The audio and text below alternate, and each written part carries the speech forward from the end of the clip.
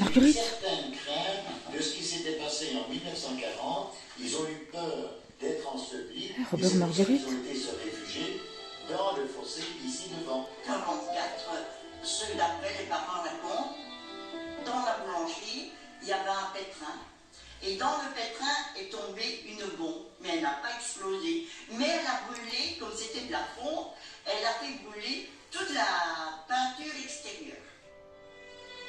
Je m'appelle Maria Radovia, je suis la fille du meunier et j'avais 13 ans à l'époque. Donc nous étions 8 et maman est venue nous éveiller. Donc il y avait ma soeur, 17 ans, et j'avais deux petits frères, un de 18 mois et un de 5 ans. Papa n'était pas à la maison, il était chez un ami à Rossestan, dans une ferme. On a quitté le moulin en courant. Moi j'avais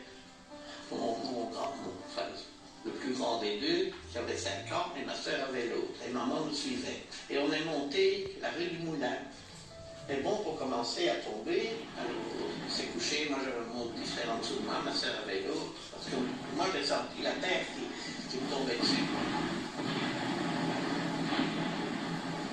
Et donc est tombé, la terre est arrivée, et je sentais la terre tomber sur moi. Et alors, au fur et à mesure que la terre arrivait, je me soulevais, quoi. Bon, après le bombardement, alors, nous, évidemment, on s'est relevé, et maman ne s'est pas relevée. Elle gémissait, et mon père est arrivé directement, alors, il a continué la route à pied, puisqu'il y avait des trous sur la route. Il a cherché une brouette, on a mis des coussins sur la brouette pour amener maman à la maison, quoi.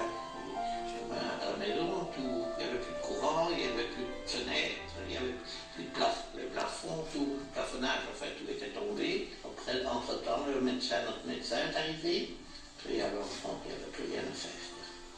Non, il n'y avait aucune blessure extérieure. Il y a tellement de morts, donc il les charge d'abord sur un camion. Je n'ai pas vu les gens dans le camion est passé dans la cour de la ferme avec les victimes qu'ils avaient ramassées. Alors ils les ont déposés à Limal, dans la maison communale, ils avaient mis de la paille, ça haut, comme ça.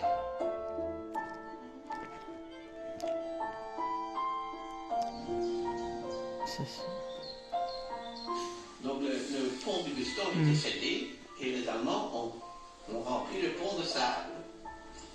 Mais ils n'ont pas tenu compte qu'il y avait une rivière qui passait. Ils ont tout fermé et alors forcément l'eau a monté. Mais chez nous, au moulin, il y avait 1 mètre d'eau partout. Hein. Et alors, il paraît que l'Imlet, moi je n'ai pas vu, l'Imlet a été inondé après, puisque le rush est arrivé et le tsunami.